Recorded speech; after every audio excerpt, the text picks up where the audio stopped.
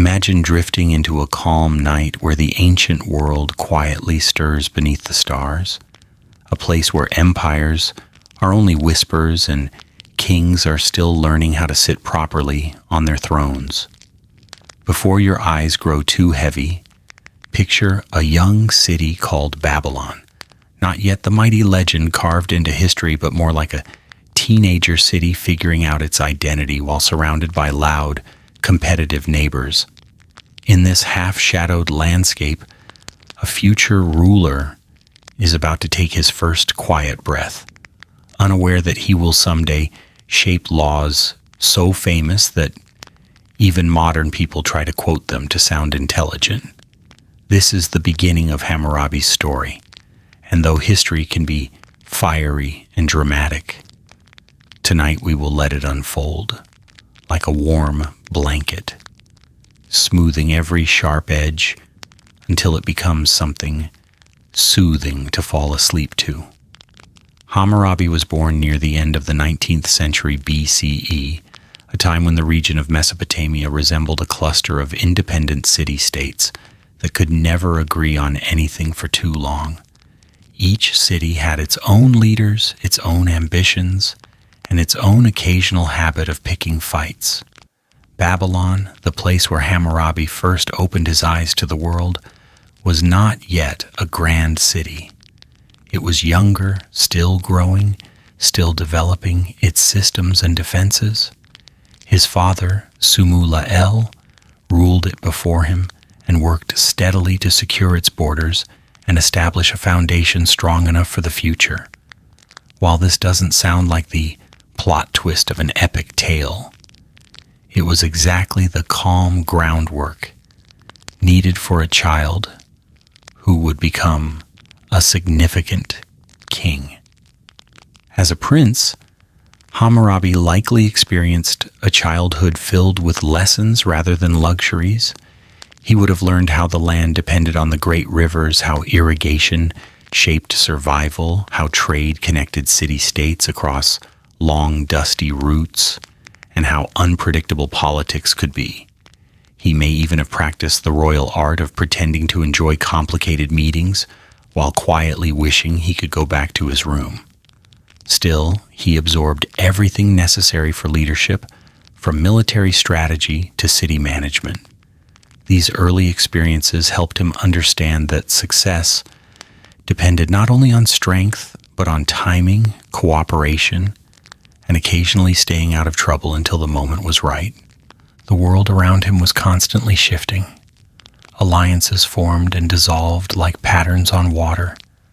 Babylon was surrounded by older and stronger cities such as Ur, Eson, and Larsa, each with its own ambitions. Watching these powers maneuver must have felt like observing a game far more complicated than chess, except the pieces had armies and stubborn commanders. This environment shaped Hammurabi's mindset. He grew up knowing that survival required more than sharp swords. It needed careful decisions, balanced diplomacy, and sometimes the ability to nod thoughtfully even when someone was saying something completely unreasonable. When Hammurabi's father died, around 1792 BCE, he stepped into the role of king.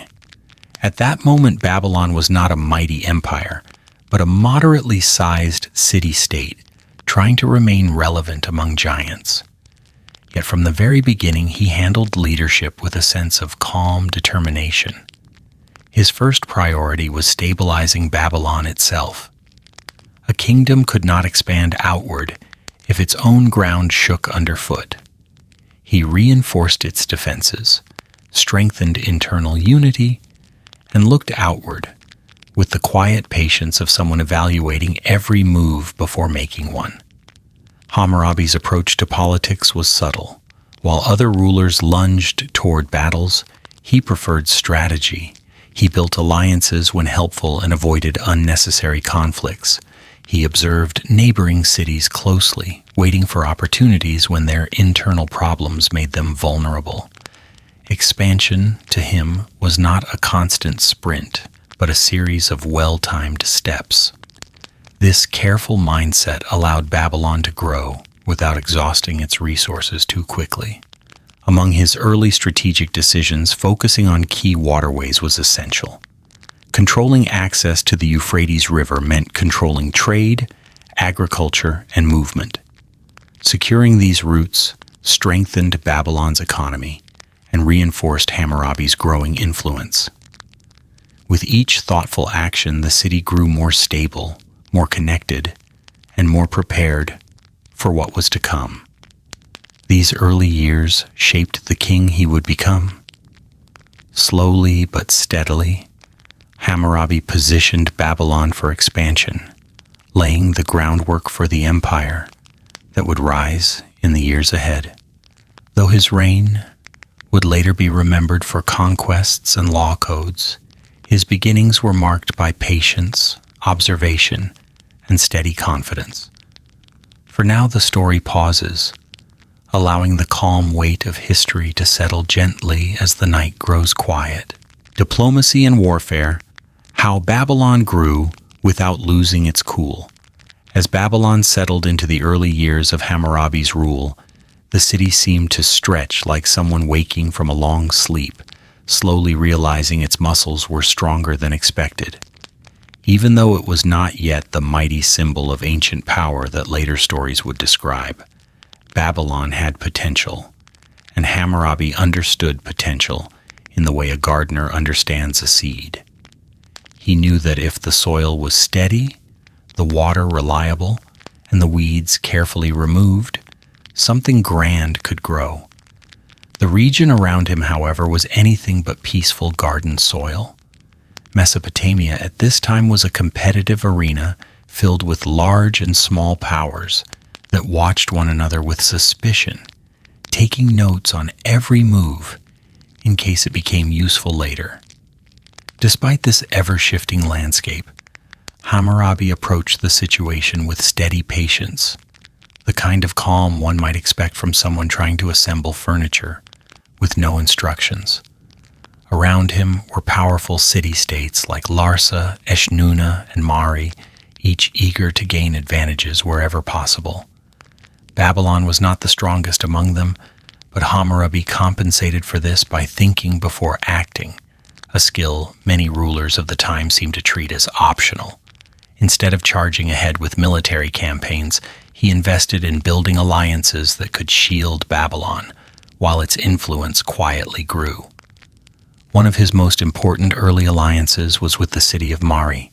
Mari, located along the Middle Euphrates, was ruled by King Zimri-Lim, a man with significant resources and a respectable army. The two kingdoms formed an agreement that benefited them both. For Mari, the alliance created a buffer against hostile powers pressing from the east.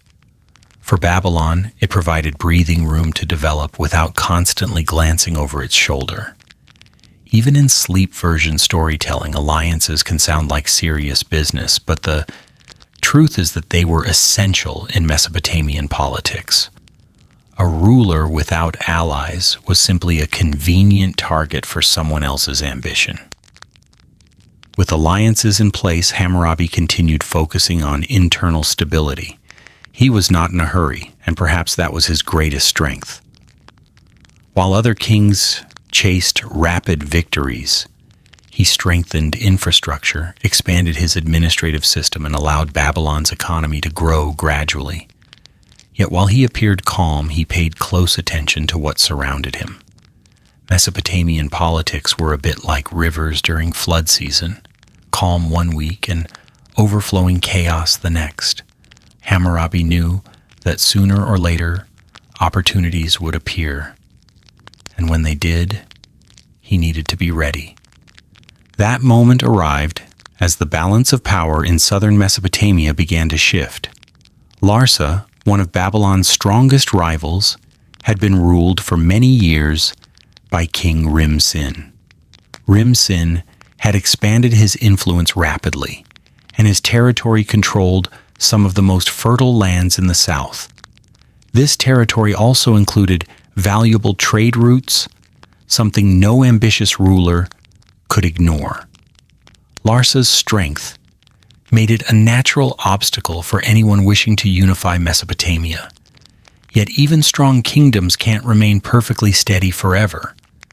Eventually, internal strain, external pressure, or simple miscalculations weaken the edges, and Hammurabi watched carefully for those cracks. By the middle of his reign, circumstances aligned in a way that would allow Hammurabi to make his most defining military move. The alliance network shifted, rivalries intensified, and Larsa began to show signs of vulnerability. Hammurabi sensed that the time was right to act. What followed was not a long, dramatic war, but a decisive and efficient campaign. In 1763 BCE, he launched his offensive against Larsa.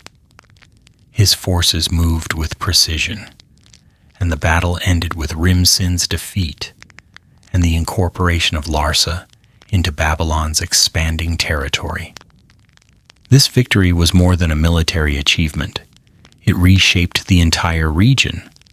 Controlling Larsa meant controlling rich agricultural lands and powerful trade connections. The economic impact alone gave Babylon a boost strong enough to make its neighbors pay attention. Overnight, or at least over the course of a few seasons, Babylon shifted from being a moderate power to a major regional influence. If Mesopotamian politics had been a social gathering, this was the moment when everyone began whispering about Babylon in the corner and wondering how to adjust their own strategies accordingly.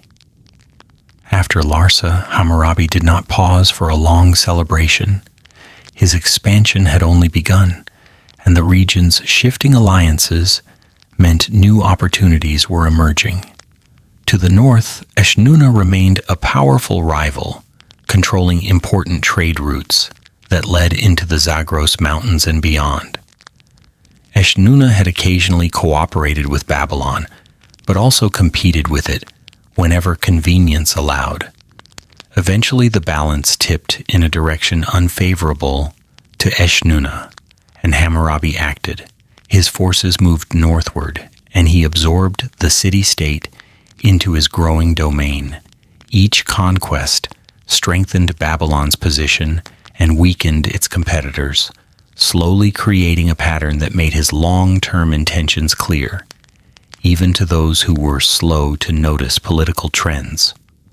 Further west, the iconic city of Uruk also came under his authority. Uruk was one of the oldest and most culturally significant cities in Mesopotamia. To bring such a city into his expanding territory was not just a strategic gain, but a symbolic one. It showed that Babylon was no longer the young upstart city it had once been. It was becoming the center of a new political landscape, a place that held both practical control and historical respect. One by one, Hammurabi collected territories not through reckless invasions, but through a sequence of calculated moves. He struck only when conditions were favorable, which meant that by the time he swung a sword, the outcome was already leaning in his favor.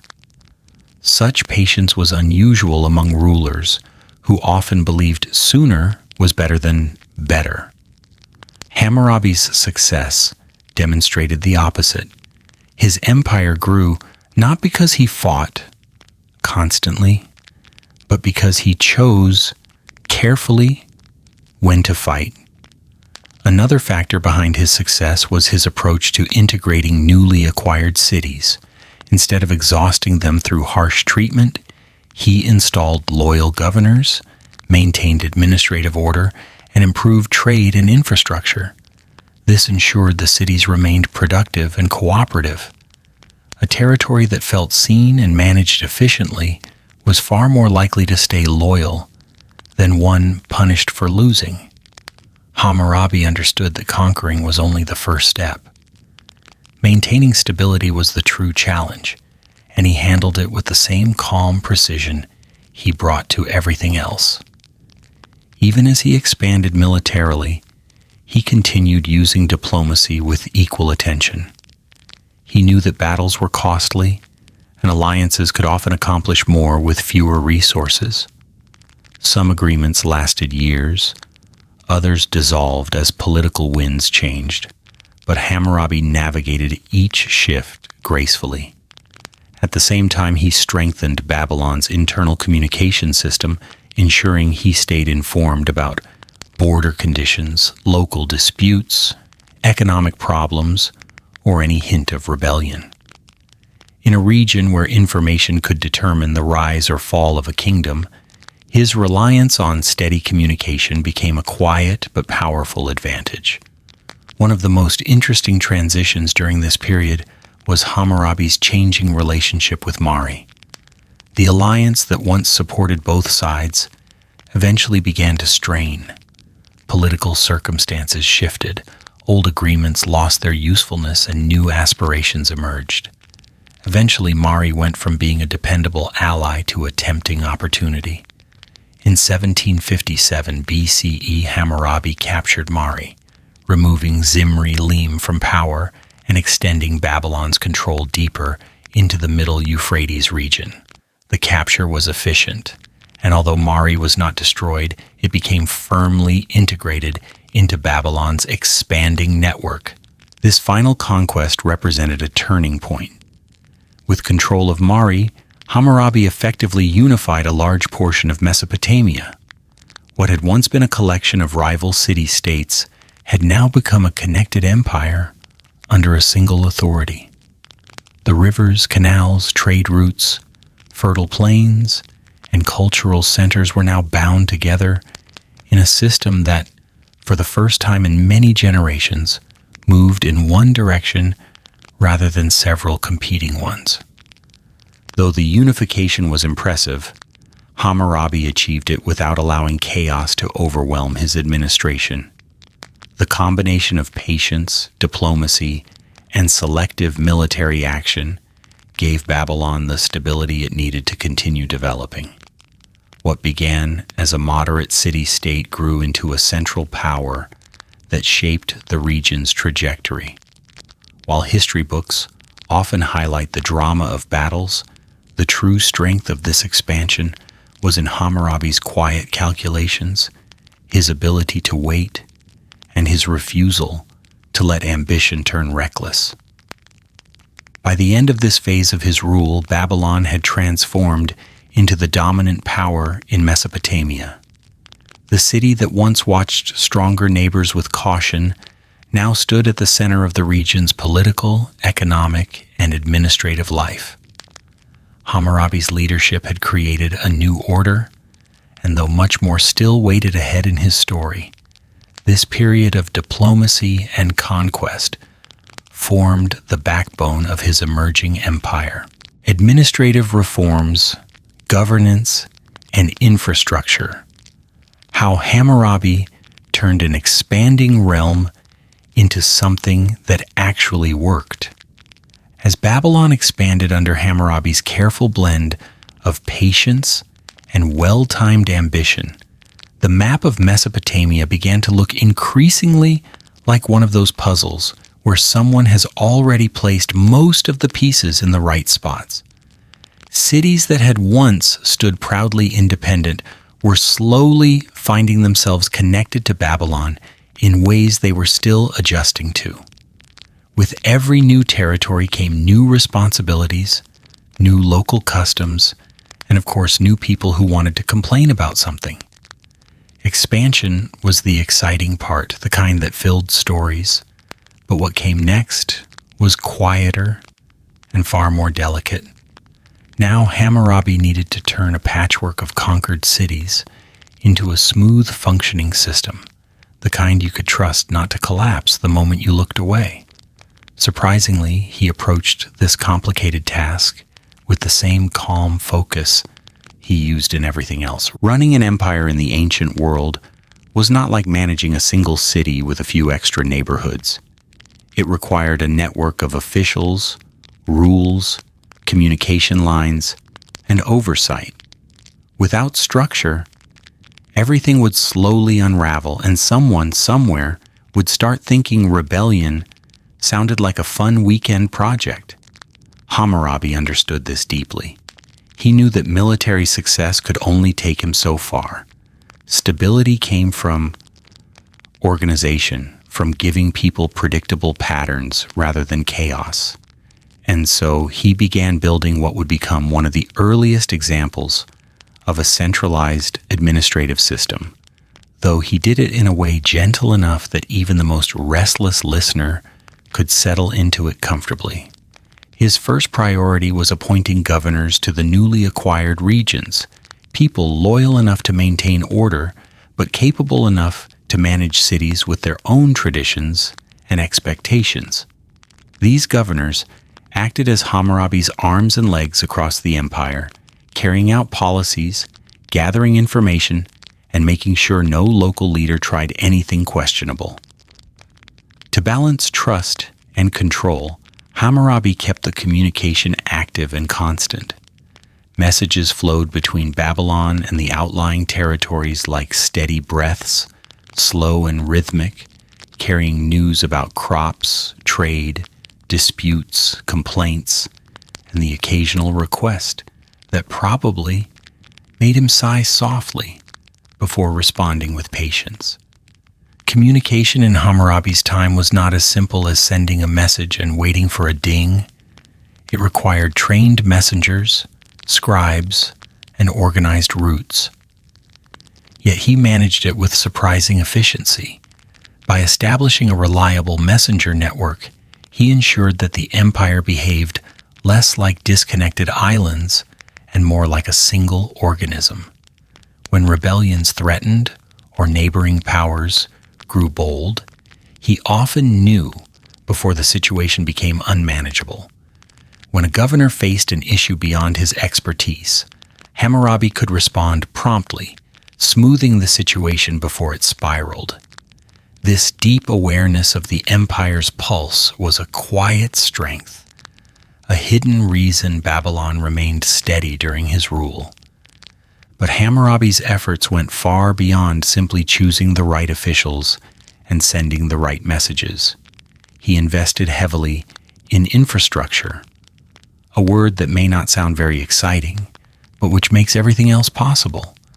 In Mesopotamia, the rivers shaped life in every direction. They brought water, fertile soil, and transportation, but they also flooded unpredictably, especially when the people really wished they wouldn't.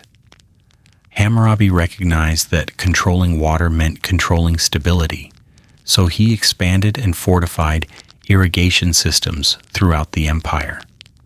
He ordered the construction and maintenance of canals that brought just enough water to the fields without drowning them. He strengthened embankments, cleared debris, and ensured workers understood the importance of keeping the waterways functioning. These water projects were vital for agriculture, and agriculture was the quiet engine of Babylon's prosperity. With dependable irrigation, farmers could predict their harvests more accurately. With predictable harvests, traders felt secure.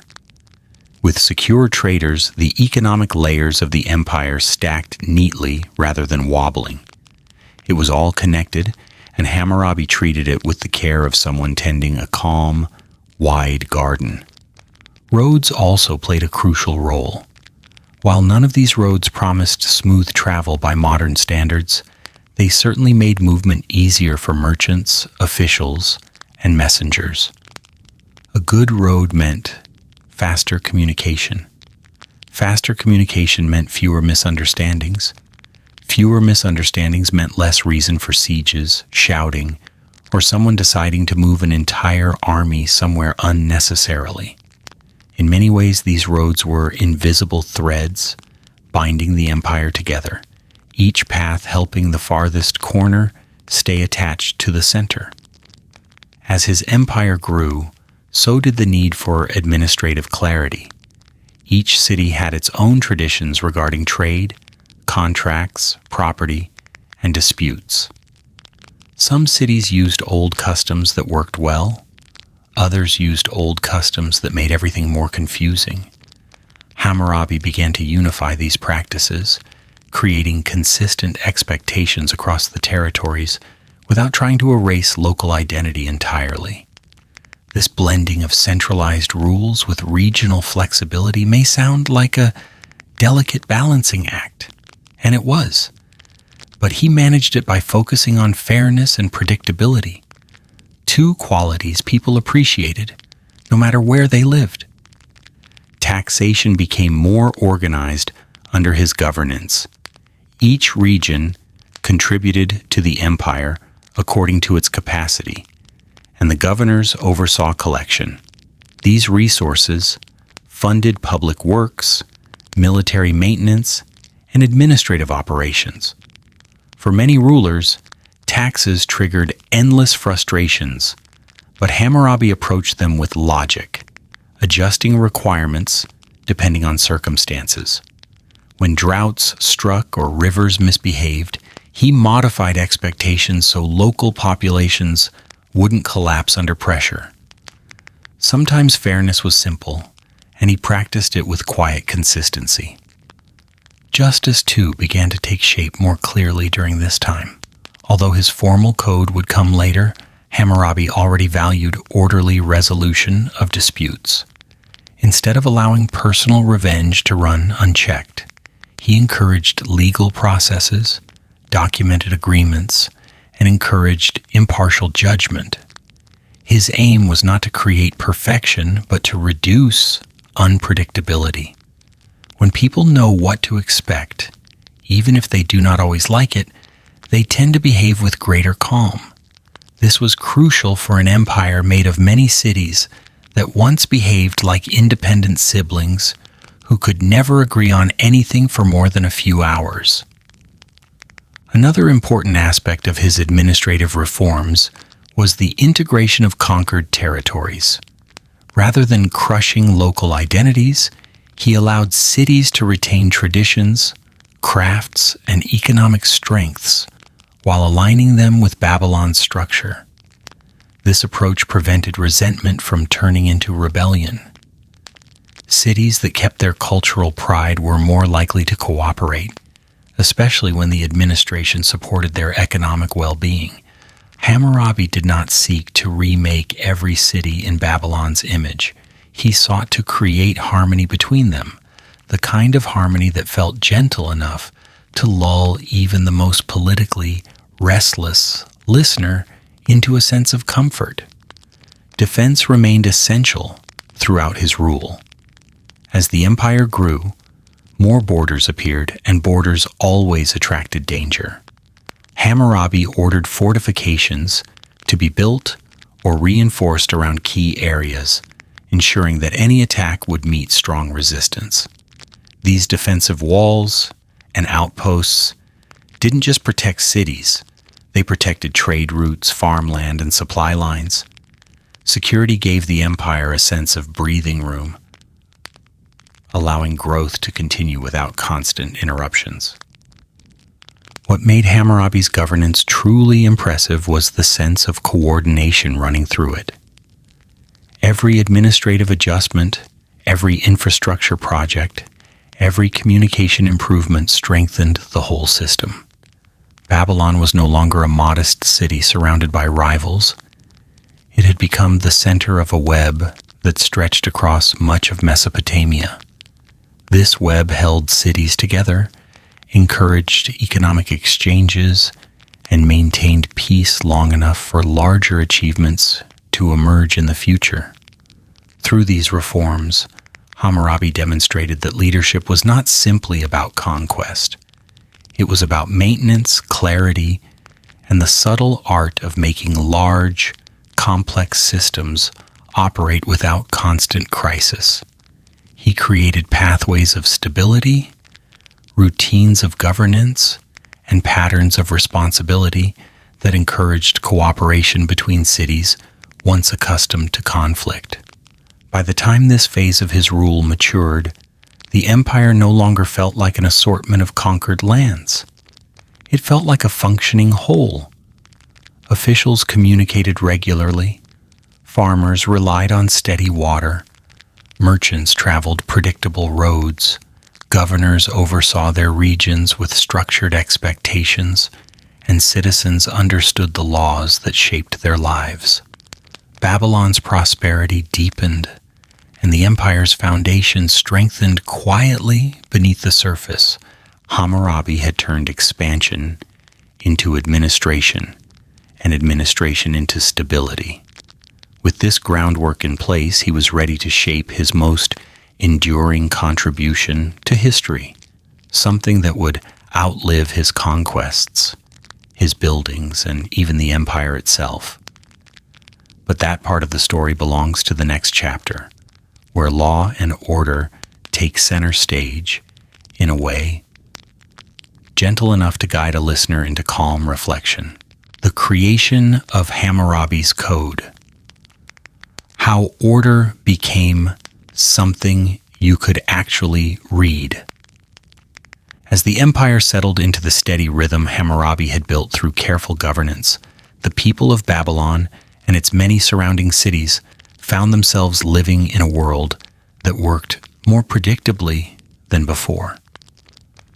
Fields were nourished by dependable irrigation, messengers carried news across long distances with surprising reliability, and governors maintained order with a sense of calm supervision. But even with so many systems flowing smoothly, something crucial still hovered quietly in the background, waiting for its moment to emerge. The empire needed a single organized set of rules, something clear enough that people would stop arguing over whose tradition was older or which custom was more correct. Hammurabi realized that to unify such a large and diverse realm, he needed more than roads, canals, and loyal officials. He needed law, not drifting ideas, but something written, sturdy, and visible to everyone who lived under his authority. Life in ancient Mesopotamia contained countless situations where people found creative ways to disagree. A farmer might accuse a neighbor of redirecting water just a little too conveniently. A merchant might insist a trade deal was misunderstood. A builder could finish a house slightly uneven and blame the wood, the weather, or a cousin who distracted him. Without a standardized system, resolving disputes was like trying to decide who ate the last piece of bread in a dark room. Everyone had a story, and the truth was somewhere under the noise.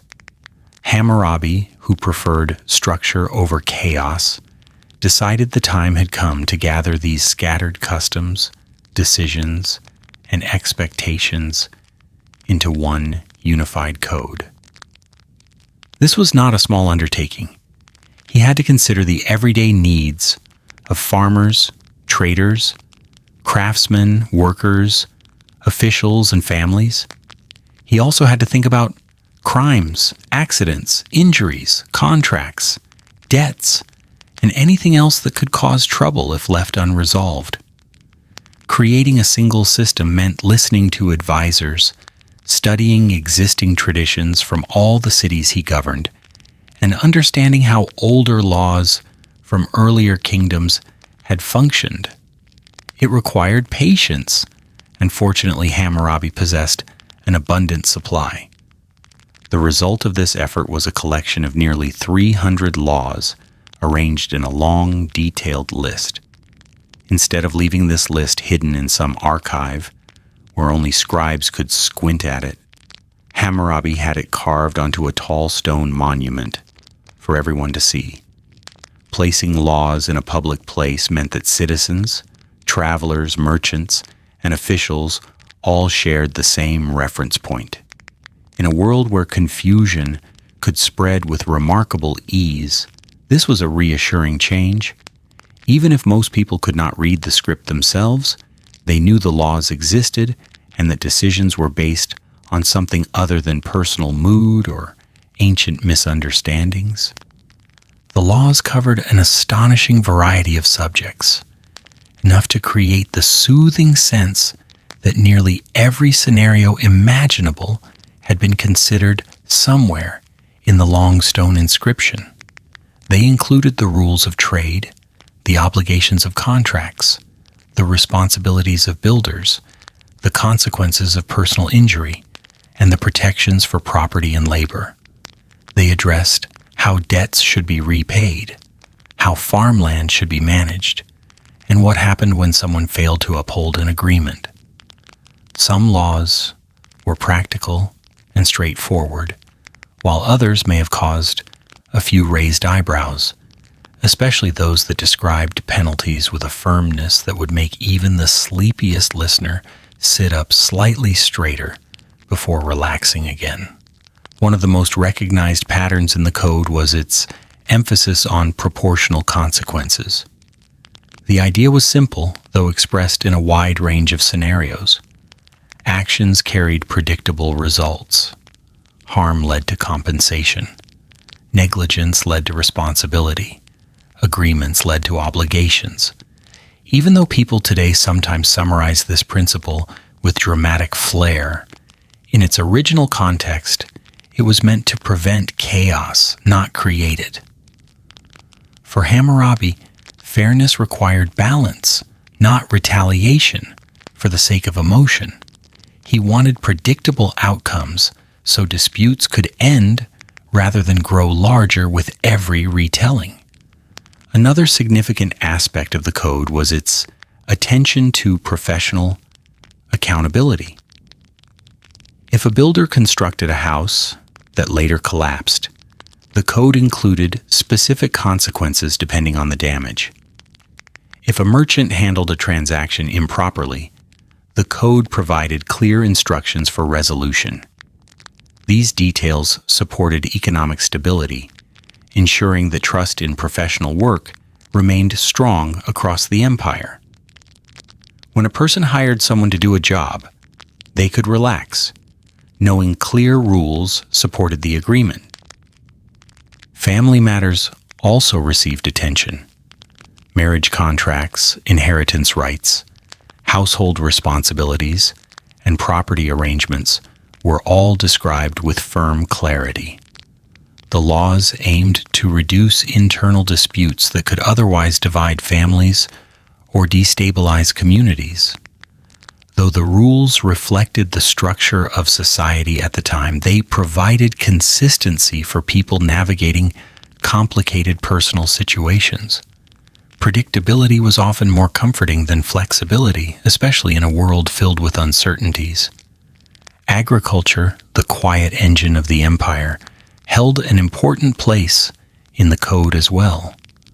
The laws described how fields should be maintained, how irrigation should be managed, and what penalties applied when negligence harmed someone else's crops.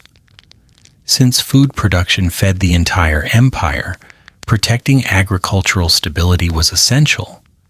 These rules ensured that farmers cooperated with one another and maintained the delicate systems that kept their fields productive.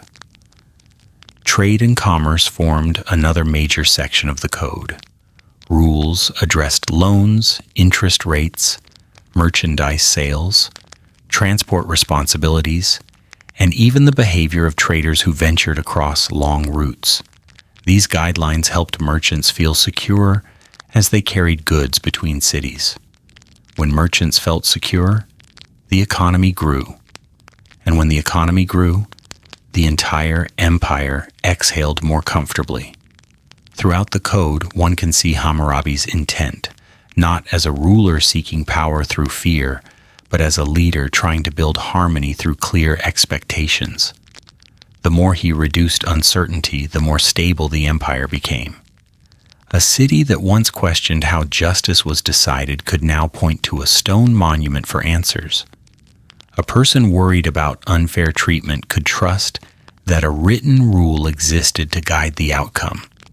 In this sense, the code acted like a quiet presence, reminding people that order was not just possible, but dependable. Although the laws were detailed and sometimes stern, they were also practical. They acknowledged the complexity of human behavior and attempted to provide structured solutions to everyday problems. This practicality made them effective. People did not need to guess what might happen in a dispute. They did not need to rely on rumor or personal interpretation. They could look to the written laws, or at least trust that someone who could read them knew precisely what they said. Carving the laws on stone also ensured longevity. Stone endures in a way parchment does not. By choosing this material, Hammurabi guaranteed that the laws would remain visible and immutable. Even centuries later, people across different regions would reference his code, not because it was carried in memory, but because it survived physically. Such permanence offered a calm reliability, as though the laws themselves whispered softly, reminding everyone that order did not fade just because time passed. In the end, Hammurabi's code became one of the most enduring creations of ancient history. While his conquests and administrative reforms shaped Babylon during his lifetime, the written laws shaped civilizations long after. Law codes in other regions adopted similar structures, inspired by the idea that rules became stronger when written clearly for all to see. Future societies studied these regulations not only as historical artifacts, but as foundations for how law itself could function.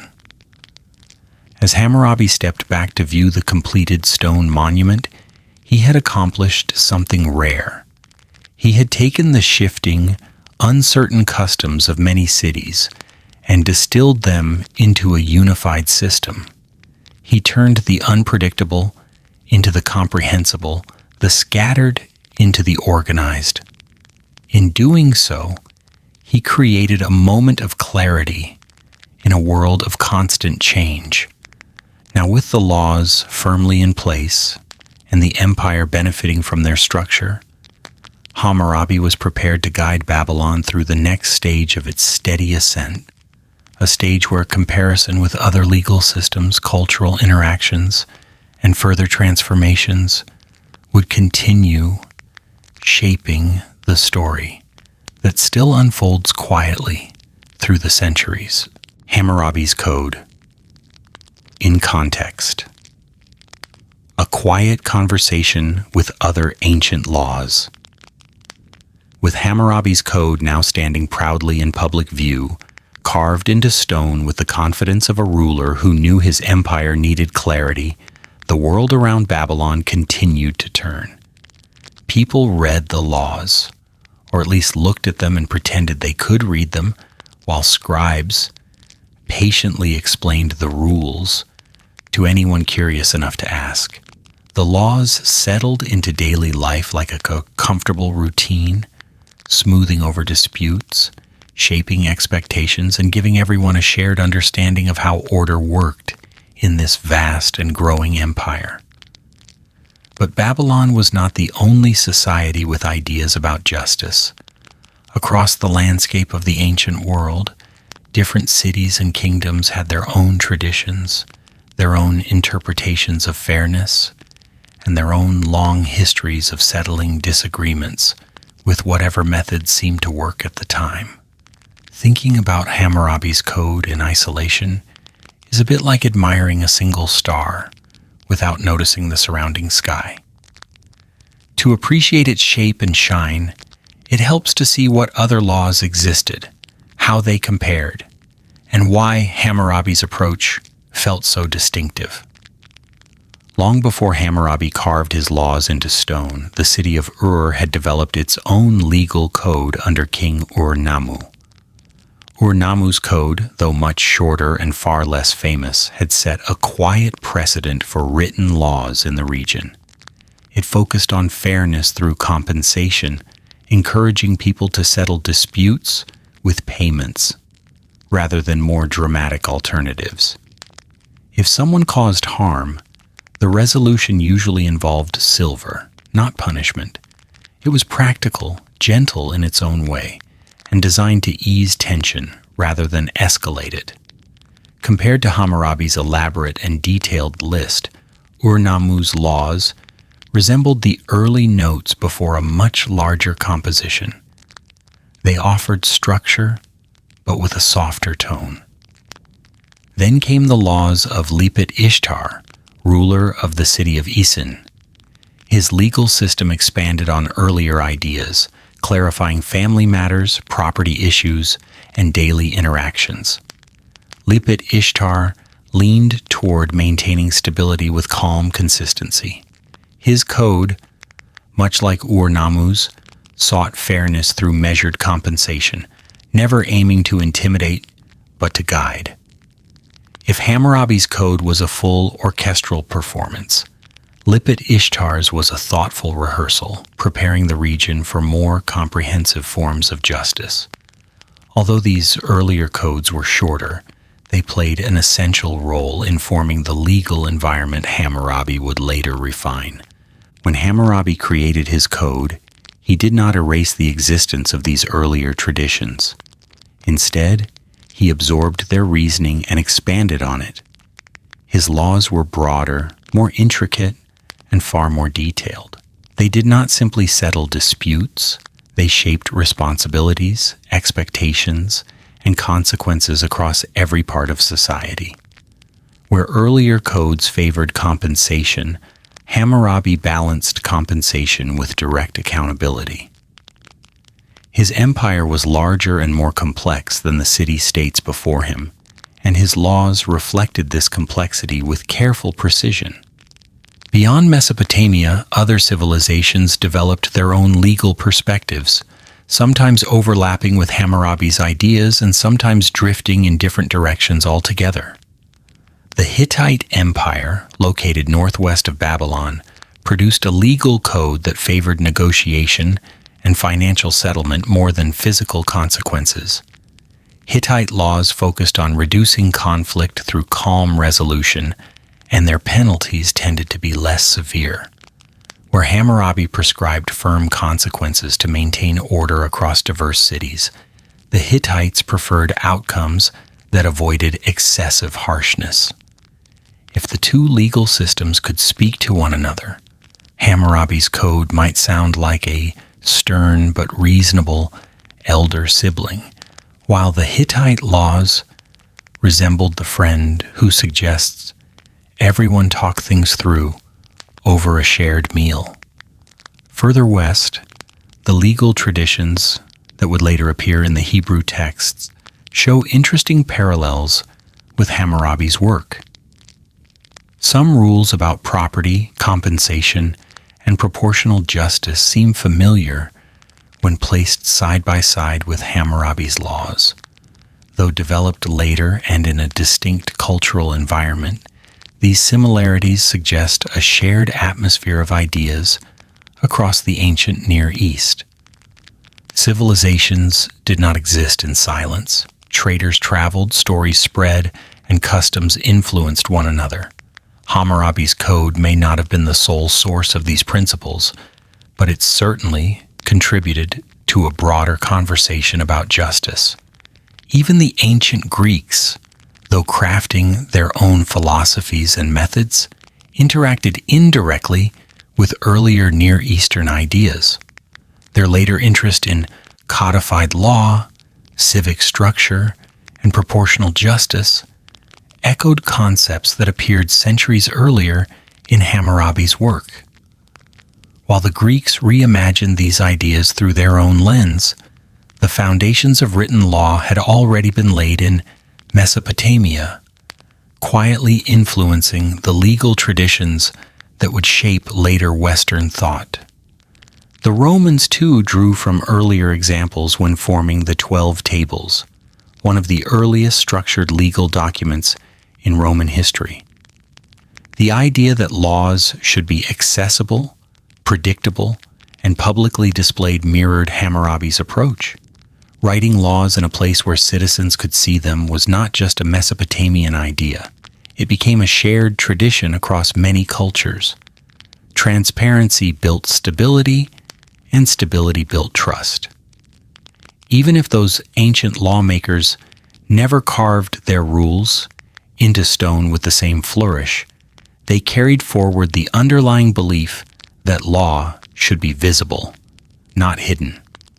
Understanding these comparisons helps reveal why Hammurabi's code stands out with such lasting clarity. Other legal systems existed before it, and others emerged after, but few combined detail, structure, and public visibility as effectively as Hammurabi's. His code was not merely a list of rules, it was a statement of unity across a diverse empire. It addressed the needs of a large population living under a single authority, a challenge many earlier city-states had never faced. By writing laws broadly and openly, Hammurabi offered the empire a sense of shared direction. Another distinctive feature was the code's practical tone. It did not dwell in abstractions or moral philosophy. It focused on real situations, real people, real problems.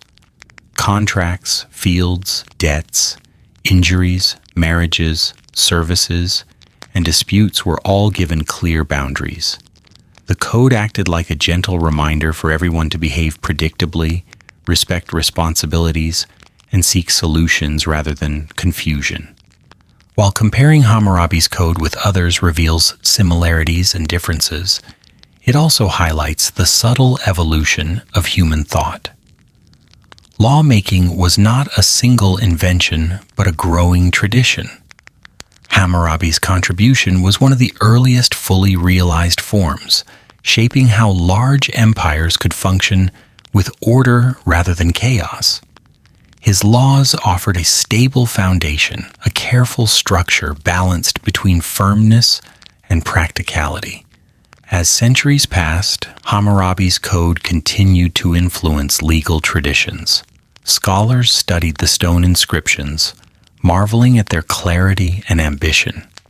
Future civilizations learned from their structure, adapting similar methods to govern their own societies.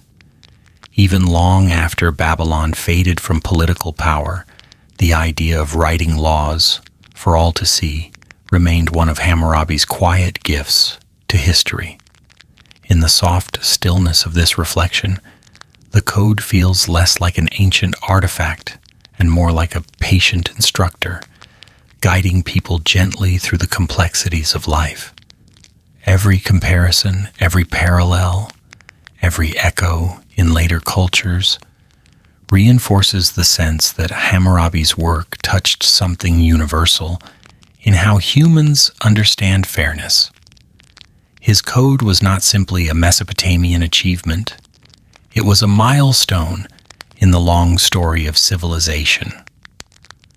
With these legal foundations explored, the next stage of Hammurabi's story turns toward the people living under his structure, the society shaped by his laws, and the gentle patterns that emerged when stability became part of daily life.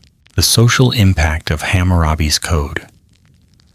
How an entire society learned to breathe in rhythm.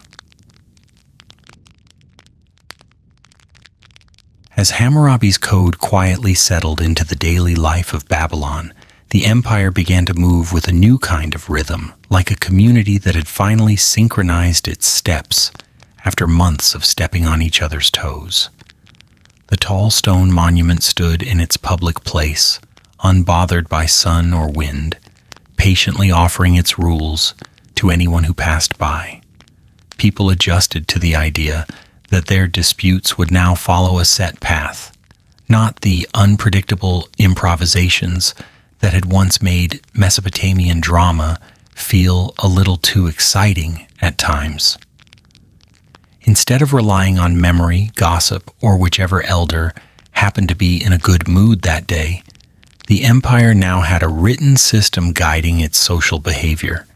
The effect was something subtle, like the way calm water reflects light, more steadily than turbulent waves.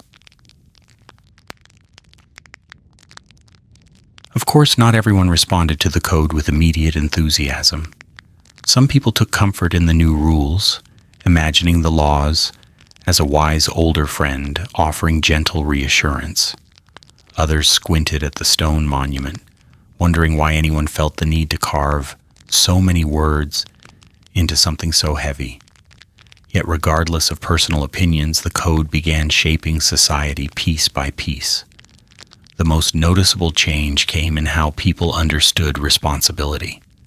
Actions had predictable outcomes, and those outcomes felt less like surprises and more like the steady results of cause and effect.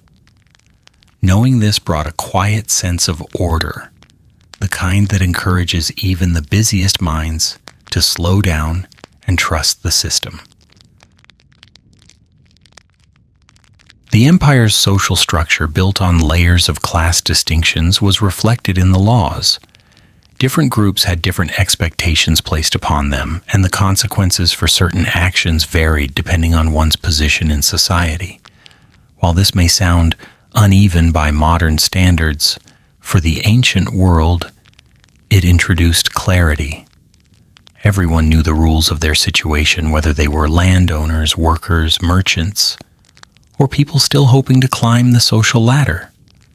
The code didn't erase inequality, but it softened the unpredictability that often magnified tension. When disputes arose between people of different backgrounds, the laws provided a framework that prevented emotions from escalating into endless feuds. In the warm glow of Babylon's daily life, the code influenced families in ways both gentle and firm. Marriage contracts became more structured, guiding couples through agreements about property, responsibilities, and stability. Instead of leaving these matters to chance or hurried negotiation, the laws gave families a reference point. Property inheritance followed rules that prevented disputes from turning into long, sleepless arguments about who deserved what. Even though the laws weren't designed to make everyone perfectly happy, they gave families a dependable roadmap. And in a world where uncertainty could cause more trouble than the occasional argument, that roadmap was a relief. Children, too, fit into this structure with rules that shaped their roles within the household. While the concept of childhood didn't carry the same soft edges it does today, the laws helped clarify what parents owed their children and what children owed their families. These rules formed quiet rhythms in the background of Babylonian life. They kept households organized, encouraged smoother transitions of property, and reduced the number of conflicts threatening to break out during mealtime. Although these regulations didn't always create peace, they usually prevented chaos, and sometimes that is the most realistic kind of peace one can expect. The code also influenced Babylon's working world, particularly in trades and professions. Craftsmen found themselves guided by expectations that encouraged careful work and accountability. A builder couldn't simply shrug when a wall leaned slightly too far to one side. A boat maker couldn't conveniently forget to seal the bottom of a vessel before selling it.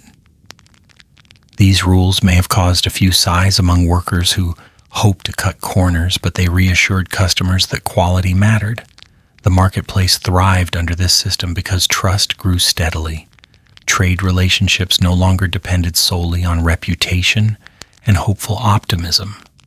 The laws added a stable foundation, making the exchange of goods feel less like a gamble. Farmers found themselves under the careful eye of agricultural laws designed to protect the empire's food supply. Water usage, field maintenance, harvest responsibilities, and livestock management all came with guidelines. These weren't meant to burden farmers, but to lighten the possibility of disputes. If someone's irrigation channel wandered suspiciously close to a neighbor's crops, the code offered a predictable way to address the situation. In a land where farming shaped survival, these rules became the quiet heartbeat of the economy. They guided cooperation, ensured productivity, and minimized the misunderstandings that could otherwise lead to restless nights. The code had significant impact on trade, which carried goods across dusty roads and winding waterways. Merchants appreciated the structure it provided, even if they occasionally grumbled about certain regulations. When a trader agreed to deliver cargo from one city to another, the laws clarified what happened if the goods went missing or were damaged along the way. Instead of arguing endlessly about responsibility, merchants relied on the code's guidelines to settle matters calmly. This predictability encouraged trade to flourish. As goods moved smoothly between cities, so did ideas, stories, and cultural practices, weaving the empire into a closely connected whole. Laborers and servants also found themselves influenced by the new laws. Their work arrangements became clearer, wages became more predictable, and expectations about service became standardized. Although their place in society remained unequal, the code reduced the confusion that could make difficult lives even harder. The knowledge that agreements were backed by written law gave laborers some measure of stability. It may not have been a perfect balance, but it offered structure where previously only uncertainty existed. The code's deeper social impact emerged not only from the laws themselves, but from the shift in mindset they encouraged. People began thinking in terms of regulated interactions rather than spontaneous reactions. Instead of retaliating impulsively when disagreements occurred, they turned toward the established rules. This cultural transition brought a sense of calm to the empire, like a soothing rhythm that helped communities function without constant disruption. Even people who disagreed with particular laws appreciated the overarching sense of order. Another gentle but important effect of the code was that it discouraged personal revenge. In earlier times, a wronged family might seek justice on their own, leading to cycles of retaliation that spiraled into long-lasting feuds. Hammurabi's laws offered an alternative path. Instead of relying on emotional responses, people resolved their conflicts through structured legal channels. The code acted as a buffer between impulse and action, allowing cooler thoughts to guide decisions. This shift helped communities coexist more peacefully, even in moments of tension. Though the laws reflected the social divisions of the time, they also provided protection for some of society's more vulnerable individuals.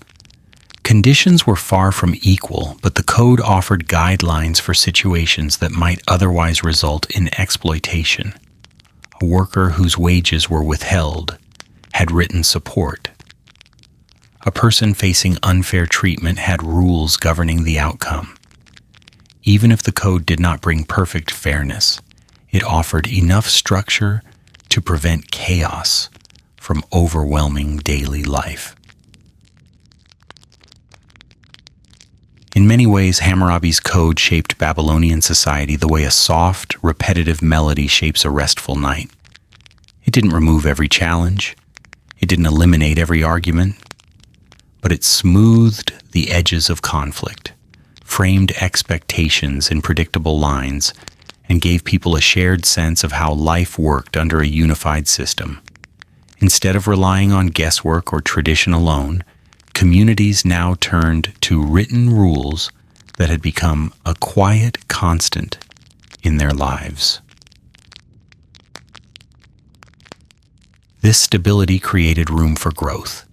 With fewer unpredictable disputes and clearer guidelines, people felt more secure investing in their homes, their businesses, and their relationships.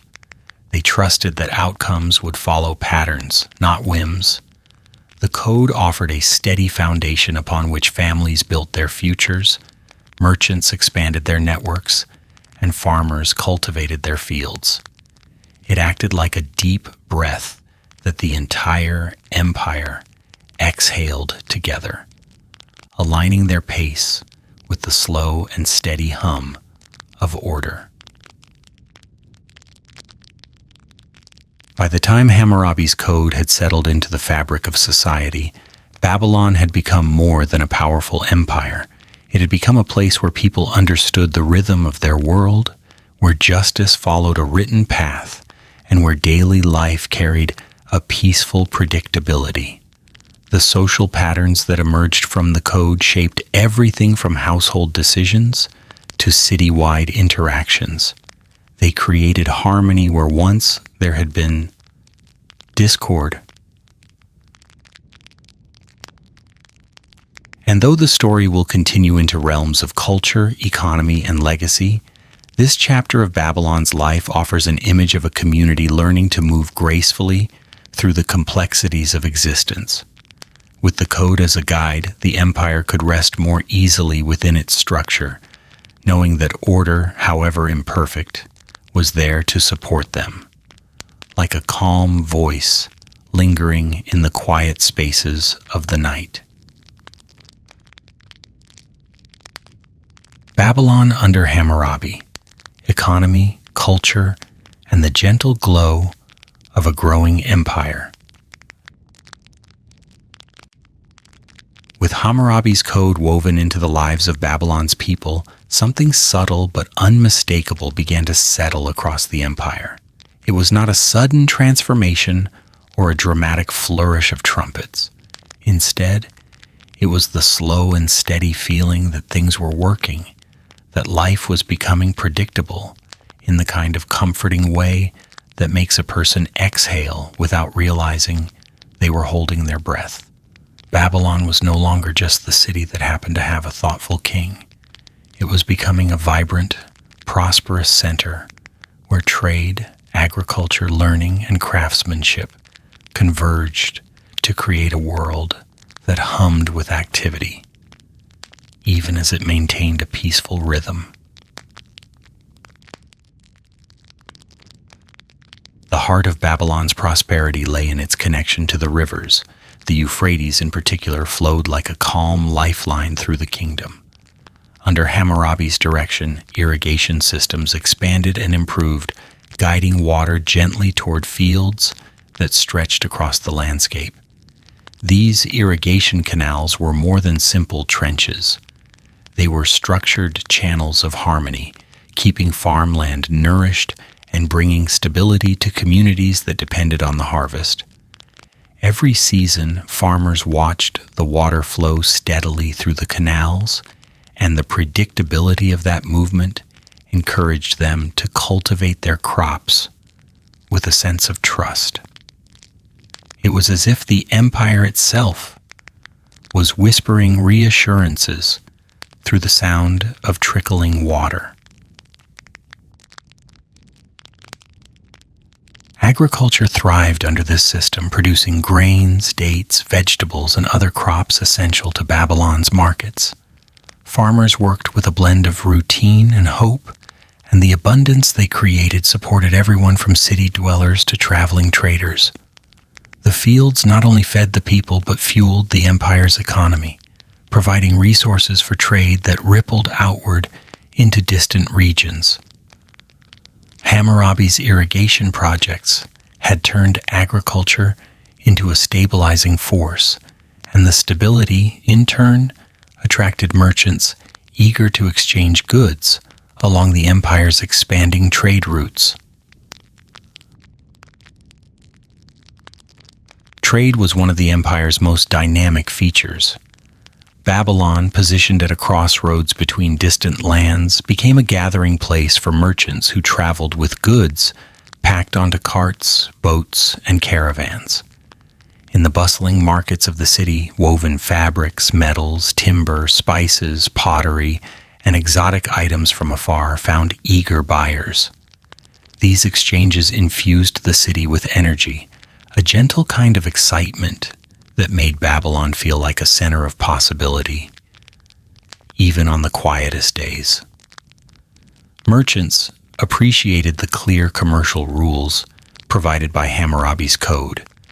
Knowing exactly how a deal should proceed made bargaining less stressful and allowed business relationships to flourish with fewer disputes.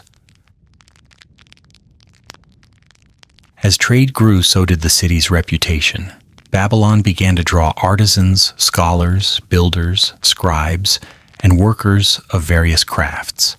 Each group contributed something unique, and together they shaped a culture that blended tradition with innovation.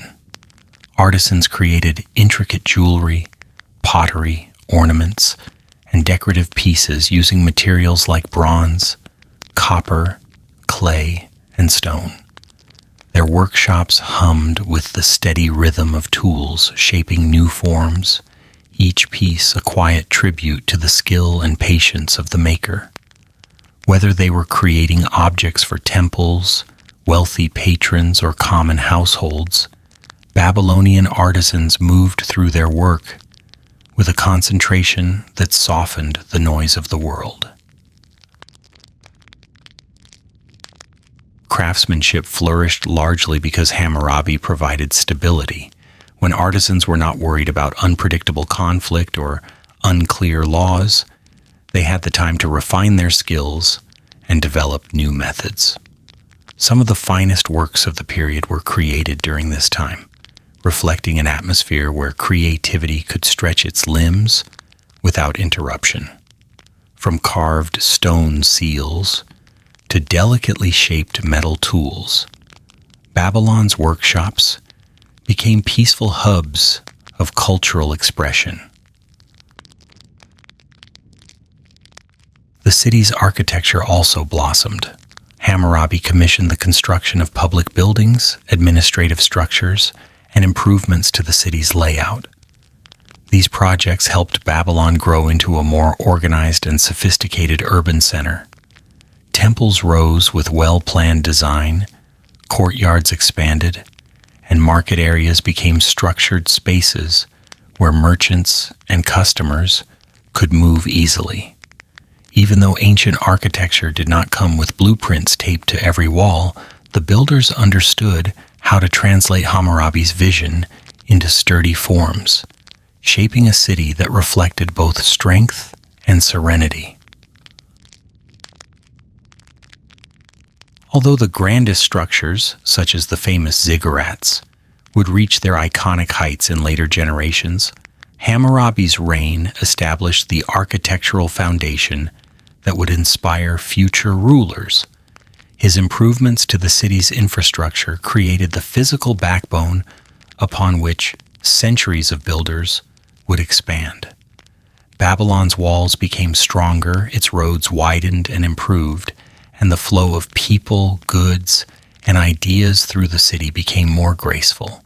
The empire's capital was beginning to glow with a calm sense of order, a soft radiance made not of shimmering light, but of quiet prosperity. While the city grew physically, its intellectual life flourished as well. Babylon was home to scribes who dedicated themselves to writing, copying, and preserving literary works.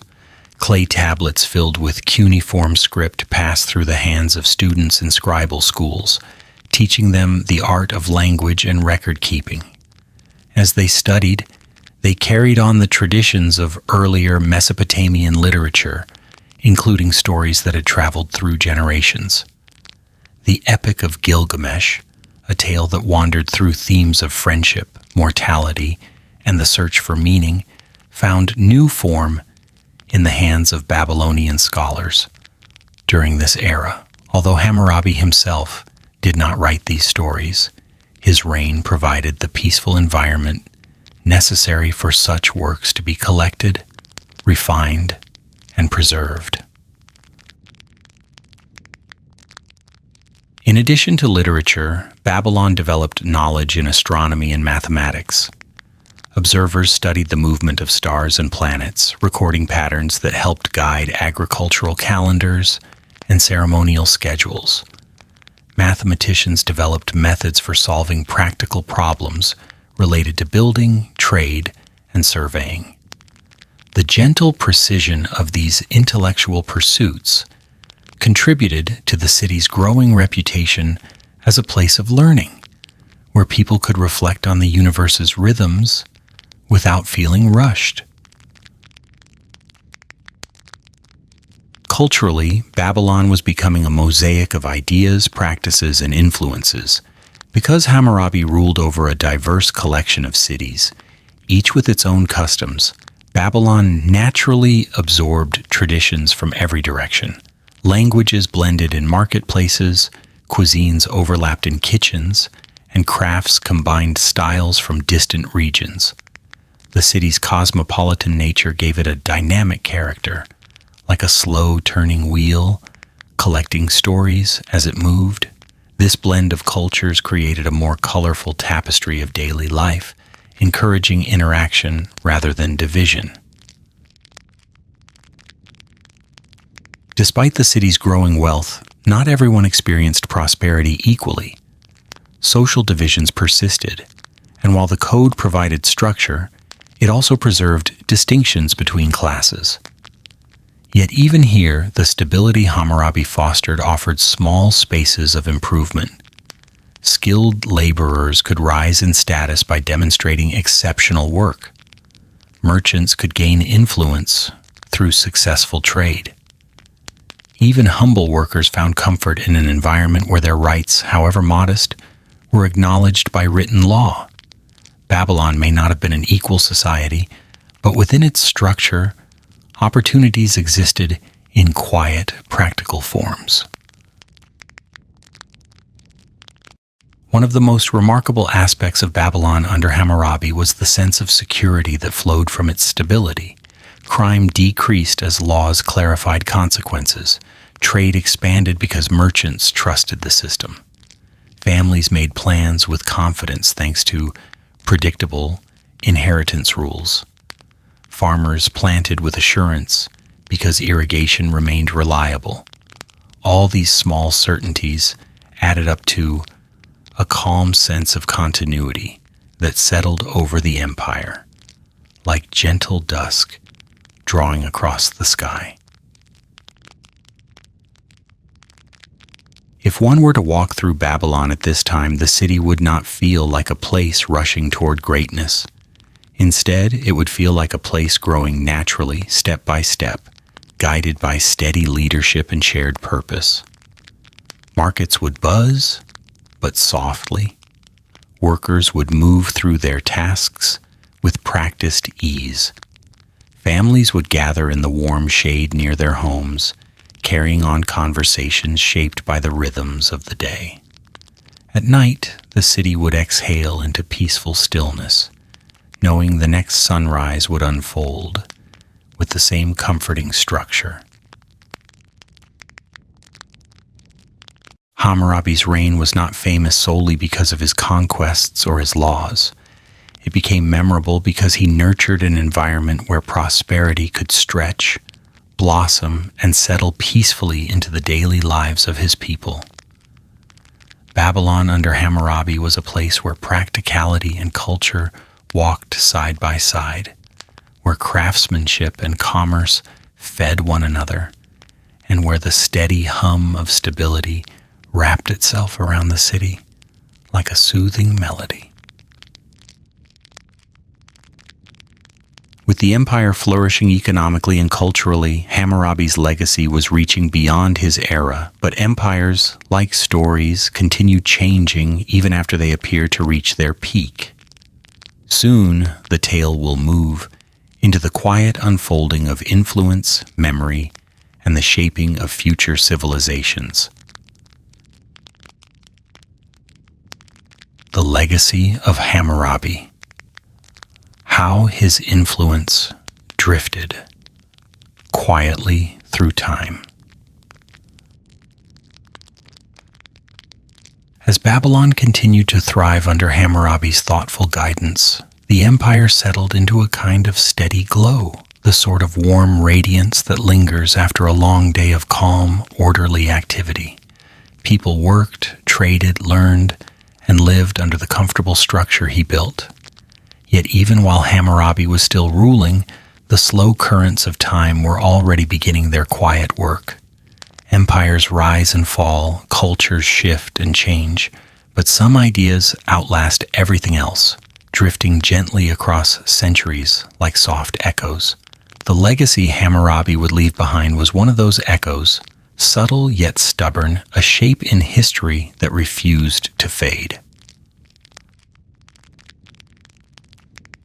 When Hammurabi established his code and organized his empire, he may not have imagined how far his influence would travel. He was focused on the very real and immediate needs of his people, guiding farmers, merchants, craftsmen, governors, and families toward predictable patterns of life. Yet each structured law and each administrative reform planted seeds that future civilizations would rediscover. Even as the dust of ancient Babylon settled into the corners of time, these seeds remained, quietly sprouting, in places far beyond the empire's borders. One of the earliest places where Hammurabi's influence surfaced was surprisingly close to home. Later Mesopotamian civilizations, including the Neo-Babylonians and Assyrians, studied and preserved aspects of his code. They did not copy it word for word, nor treat it as untouchable scripture, but they absorbed its principles into their own systems. Hammurabi's emphasis on written law, proportional consequences, and administrative clarity became part of the region's shared understanding of how a well-functioning society should behave. When later rulers organized their legal structures, they were following a familiar path gently laid out long before. The Assyrians, known for their vast empire and formidable military strength, used legal principles that mirrored Hammurabi's approach, though often with a sharper edge. Their laws were stricter, more intense, but still reflected the underlying pattern of structured justice. The Neo-Babylonians, ruling centuries after Hammurabi, revived the cultural memory of his reign as a golden era. Scholars copied old tablets, studied earlier texts, and preserved traditions that echoed his methods. Even if Hammurabi himself had long since become a figure of history, the systems he built continued shaping life across the region. Beyond Mesopotamia, Hammurabi's influence drifted westward through the subtle channels of trade, migration, and shared ideas. In the lands of the ancient Hebrews, elements of legal structure appeared that resembled Hammurabi's work. These similarities weren't the result of imitation, but of overlapping cultural landscapes. Many ancient societies faced the same practical problems: property disputes, family arrangements, commercial disagreements, and the need for predictable justice. Hammurabi's solutions offered a framework that quietly resonated across these environments, not as a copied blueprint, but as a familiar rhythm shared by neighboring cultures. As centuries passed, the Greek world began to develop its own legal philosophies. Greek thinkers debated the meaning of justice, the role of law in society, and the importance of written codes. While the Greeks forged their own distinctive path, they did not do so in isolation. Ideas from the Near East, including those originating in Mesopotamia, drifted into their awareness through merchants, scribes, and travelers. Although Hammurabi's code was not recited in the Athenian marketplace, its underlying principles had already contributed to the ancient world's broader conversation about fairness and order. Then came the Romans, masters of law and structure in their own right. When they created the 12 Tables, one of the earliest formal legal systems in the West, they embraced the idea that laws should be written, public, and accessible. The Romans had no direct connection to Hammurabi's monument, yet their approach mirrored his insight. People behave more peacefully when rules are consistent and visible. Whether intentionally or not, Hammurabi's vision echoed in the Roman belief that the law belonged not to a select few, but to the entire community. It is here that Hammurabi's legacy begins to feel remarkably resilient. His code was not just a list of rules, it was a model of transparency.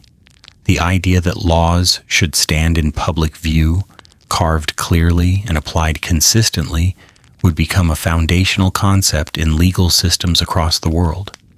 It drifted through medieval codes, influenced Renaissance legal thought, and eventually found its way into modern principles of justice. Today, people may not remember Hammurabi by name, but they benefit from his simple insight that fairness requires clarity. Culturally, too, Hammurabi left quiet footprints. Babylon's advancements in mathematics, astronomy, literature, and craft influenced the intellectual traditions of later civilizations. The Epic of Gilgamesh, preserved and refined during Hammurabi's era, traveled through time to become one of humanity's most treasured ancient stories. Babylon's artistic styles, architectural innovations, and methods of record-keeping all continued to shape the cultures that followed. Even after Babylon's political power faded, its cultural memory lingered like a soft glow on the horizon of history. But legacies are not only built on texts and traditions, they also depend on stories people tell about the past. In later centuries, Hammurabi became a symbol of wise leadership. His name surfaced in writings long after his empire had changed, serving as a reference point for fairness, organization, and thoughtful governance. Scholars admired his efforts to unify laws. Historians marveled at his administrative reform. Travelers and storytellers carried tales of his achievements far beyond the boundaries of Mesopotamia. Even if those tales occasionally stretched the truth, they preserved the essential image of a king who valued order, stability, and justice. In many ways, Hammurabi's legacy was built from the same quiet persistence that marked his rule. He did not rely on dramatic gestures or extravagant monuments to preserve his memory. Instead, he created systems that made life better for the people he governed. Systems have a way of outlasting empires because they shape habits, expectations, and the steady patterns of daily life. When Hammurabi organized irrigation, he preserved fields. When he refined trade rules, he strengthened economies. When he defined contractual responsibilities, he encouraged trust. When he wrote laws publicly, he strengthened community bonds. These actions created ripples that extended far beyond his lifetime. Over time, even as the physical stone of his code weathered and the cities he ruled underwent their own rises and falls, Hammurabi's influence remained in motion. It continued through the scribes who copied ancient tablets, the legal scholars who studied early codes, the civilizations that embraced written justice, and the quiet persistence of his ideas. His legacy flowed through history like a river, steady and calm, carrying forward the essential belief that societies flourish when people understand the rules guiding their lives. If one imagines standing at the edge of ancient Babylon at dusk, the city humming softly with life, Hammurabi's influence feels like the warm wind drifting through the narrow streets. It is not loud, not insistent, but undeniably present. His code shaped Babylon, Babylon shaped the ancient world, and the ancient world shaped the future. Even today, fragments of his thinking remain, tucked into the corners of modern legal systems, small but enduring reminders of a king who believed clarity was the foundation of harmony.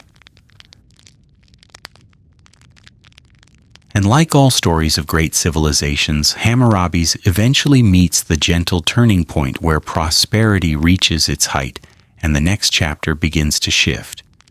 But before Babylon faced its challenges and transformations, his legacy took root deeply enough to withstand the changes ahead. The decline of Hammurabi's dynasty, Babylon after the Golden Glow. As the years drifted onward like slow clouds crossing the Mesopotamian sky, the brilliance of Hammurabi's reign lingered over Babylon, much like the warmth that remains after the sun has slipped behind the horizon. His codes guided daily life, his reforms shaped the rhythm of the empire, and the stability he built seemed almost unshakable.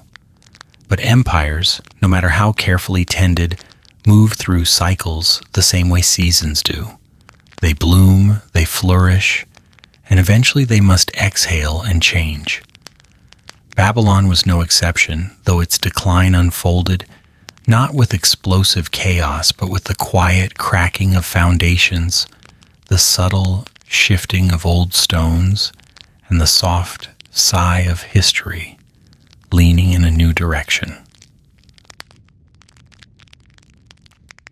When Hammurabi passed away around 1750 BCE, the empire didn't suddenly collapse into confusion.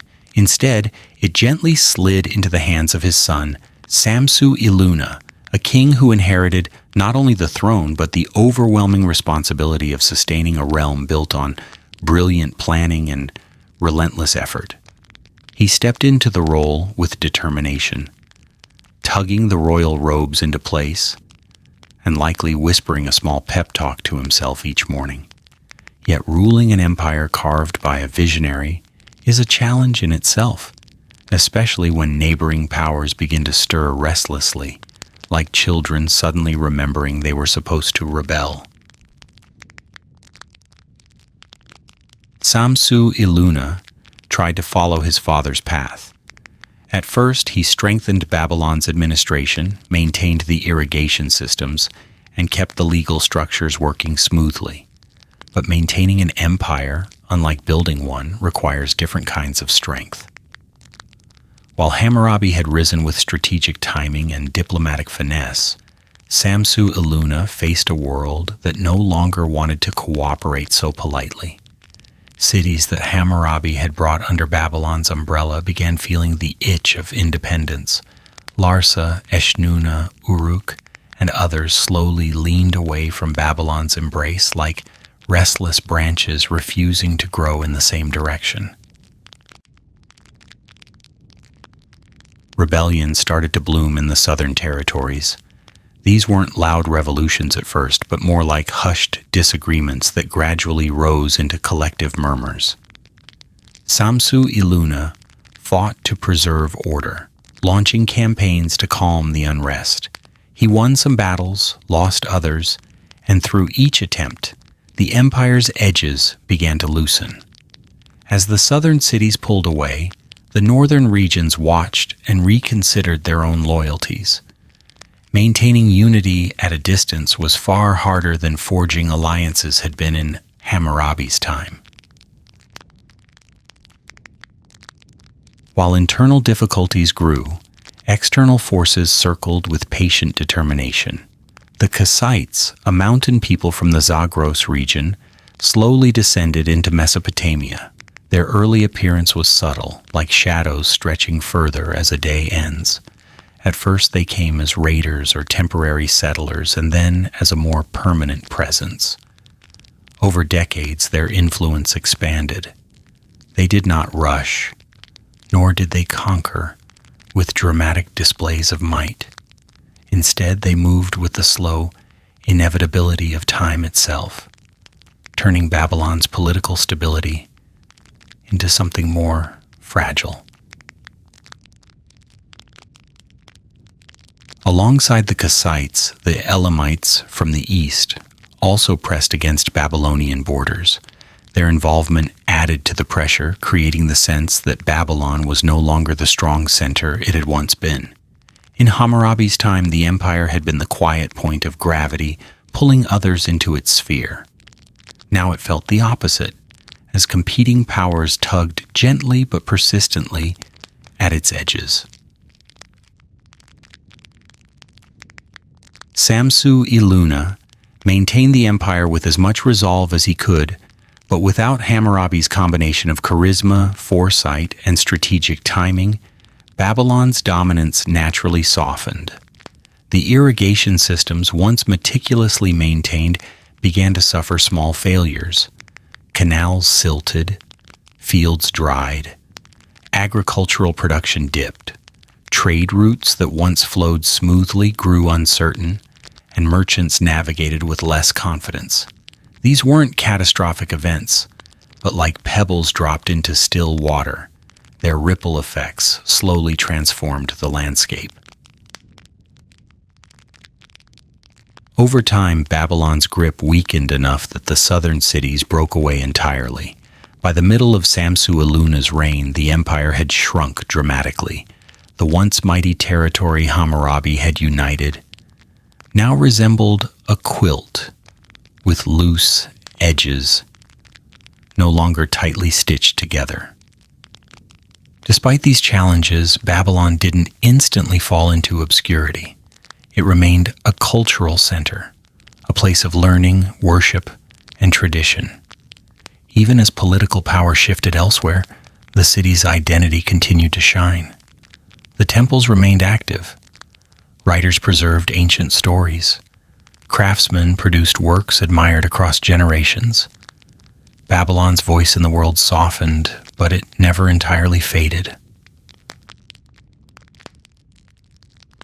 Eventually, the Kassites completed their quiet transformation of Babylon.